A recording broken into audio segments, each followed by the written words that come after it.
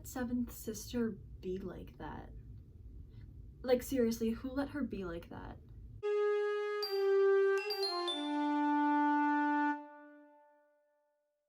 Welcome back to Rebels Revisited. I'm so excited to continue on into Season 2, so let's get started. This is Always Two There Are Revisited. I would really like to acknowledge this iconic opening scene. Let's end today's lesson by levitating Chopper. If I do, can I drop him? Sure. Jokes aside, this scene does a really good job of showing us the tension that exists between Rex and Kanan. So to play a prank on Ezra, Chopper locks his feet to the ground. Ezra's trying to follow Kanan's guidance and use the Force to lift Chopper, but it takes Rex's practical wisdom to resolve things when he points out to Ezra that Chopper's feet are locked. So in this case, Rex's practical wisdom won out over Kanan's Force training, and it shows what kind of conflict exists between Kanan and Rex, but it also shows that Ezra should have room in his life for both kinds of wisdom, because it's only with both that he'll succeed. And Rex says as much, telling Ezra, "The Jedi General I served combined the Force with his wits, and it made him a great warrior." Also, I love moments of Rex fondly recalling Anakin. Don't touch me. So now we really get into that tension between Kanan and Rex, and D. Bradley Baker and Freddie Prinze Jr. play off of each other so well. I like that Kanan and Rex have their own arc, if just for the fact that we get to hear such great performers interacting with each other. But anyway, it's interesting how Kanan and Rex's relationship has developed. I think what's happened here is Kanan started out simply not trusting Rex and having a complete distaste for him, but now those feelings have become focused and evolved into a different problem. Kanan felt just generally threatened by Rex because, he's a clone, but now he specifically feels like his role as Ezra's mentor is being threatened. He feels like he has to compete for Ezra, and Rex won't let up here because he's fond of Ezra at this point, and he naturally wants to impart wisdom to him. Rex knows that he can help Ezra, and he's not going to give up the chance to do so. What they need to realize is that they can both be a guide to Ezra. There's room for both of them. But as for now, Kanan and Rex are, really going at it. Kanan says Ezra needs discipline, and Rex takes a nice jab at Kanan with, "Then you better let a soldier handle that," and even saying Ezra learned his lack of discipline from Kanan, which is a deeper cut than Rex even knows. Or maybe he does know. Maybe he has Kanan all figured out and he's indulged himself in a little moment of cruelty to make up for the frustration he feels. Kanan threatens to fight Rex, basically. Then Kanan gets in a stab of his own, saying that a Jedi has more discipline than a soldier ever could, and that it takes far more discipline not to fight. Now that's a stab, my friends. That is a stab, because that is a generalization on all clones now. That is reducing clones to soldiers and nothing more. That's saying that all clones know is fighting and war. And Kanan's experience would understandably lead him to think that way, but we the audience know better. We the audience know that clones are lovers and fighters. They're both. We know they're not just a mindless muscle. And clones have in fact questioned the war and taken issue with all the violence. We've seen that happen. So both Kanan and Rex are taking some serious stabs at each other and probably cutting deeper than they realize. I'll get more into this when covering the next episode, but poor Ezra is caught in the middle of all this. He rolls his eyes, he says, "Here we go again," and sighs. It sucks that he has to deal with this.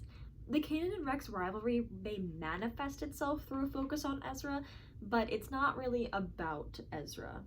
It's about a Jedi who harbors hostility towards clones, and he has to learn to grow beyond that. So they talk about Ezra like he's not standing right there. Rex is like, "You should leave teaching him to me, a soldier." And Kanan's like, "Oh, Ezra has plenty of wits. What he needs is discipline." And they're doing this right in front of him. It's uncharacteristically inconsiderate of them, and that really tells you how much this whole thing is not really about Ezra. Because if this was truly about caring about Ezra, they would not be subjecting him to this. Ezra literally tags along on a potentially dangerous mission he wasn't assigned to just to get away from their bickering. Enough of that. Let's go to the medical station. Okay, I'm just gonna play a few iconic moments now. Just wanna highlight a few things. First, Keep your head down and you won't get hit. oh, Ezra. He's doing his best, you guys. He's doing his best. Cut him a break. He's going through a stressful time at home. Okay, second.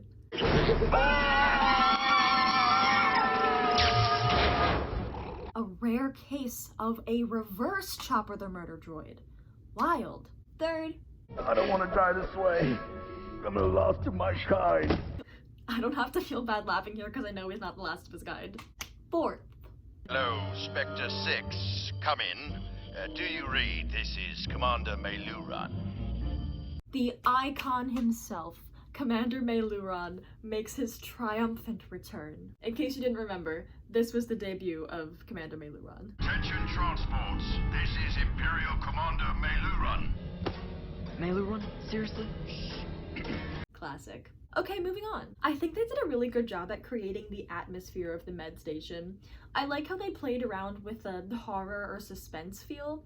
You know, it's a very dark setting, it's all hallways and enclosed spaces, and they do this thing in the score where the music will be used very sparingly and used more as like suspenseful sound effects, and then more of an actual musical score comes in and it builds the tension in a cool way. Yeah, they nailed it with the setting. And of course, the episode's main event is that we get introduced to the Inquisitors. The seventh sister makes me very uncomfortable. You and I are gonna have a talk. And if you're good, maybe some of your friends will survive. And if you're good? And she caresses his face? Please, he's 15, please stop. Why can you just not cooperate? Why do you compel me to inflict pain? Stop. She creeps me out. And then, this is the worst one. As pretty as you are. What? I only need you alive. That doesn't mean in one piece. Just, why? Why was this necessary? Why did they need her to be like this? It's unfortunate that she's so useless, because her vibes are immaculate as far as being creepy and evil is concerned. She weirds me out, you guys. So the Inquisitors. Like, again, the Inquisitors are kind of useless, but they're kind of cool. It's unfortunate that they're so useless, because they are pretty heckin' cool. I know that they're not like completely useless. They're kind of useless. Not completely, but kind of. And now let's get into the ending. We take it back to the ghost. Were Rex and Kanan just playing Dedrick the whole time? Were they just sitting there playing Dedrick the whole time?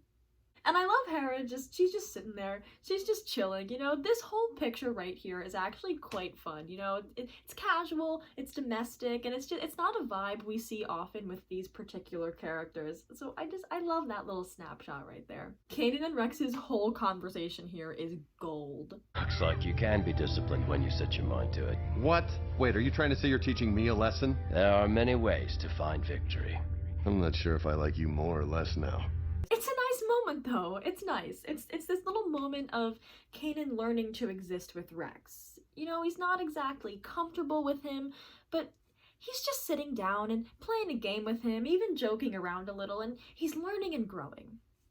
Learning and growing, you guys. And you know, it's an interesting dynamic because Rex is more open to Kanan than Kanan is to Rex. And it's not like Rex doesn't have his own issues with Kanan, you know, we saw it earlier. He's not above insulting Kanan.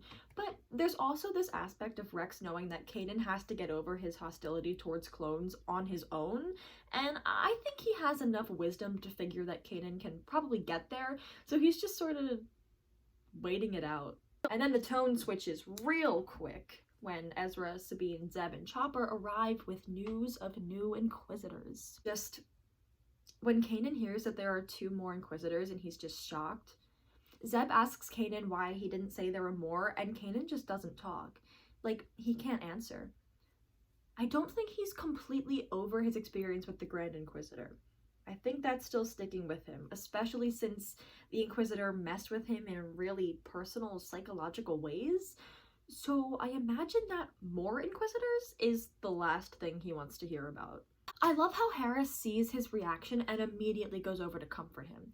She goes right over and puts an arm around him because it's what she can do in that moment to make Kanan feel safe. I mean, if anyone knows what the Inquisitor did to Kanan, I imagine it's Hera, you know? She would have been the one who Kanan opened up to, so I imagine she knows more than anyone else that this new information makes Kanan feel very unsafe.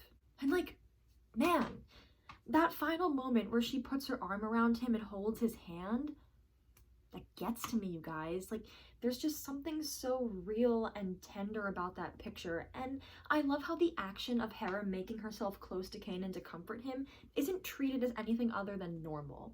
You know, like, it's how they work. Closeness is how they roll, physical affection is how they roll, and physical affection isn't always romantic. Sometimes it's just being close to someone because you know they're shaken up.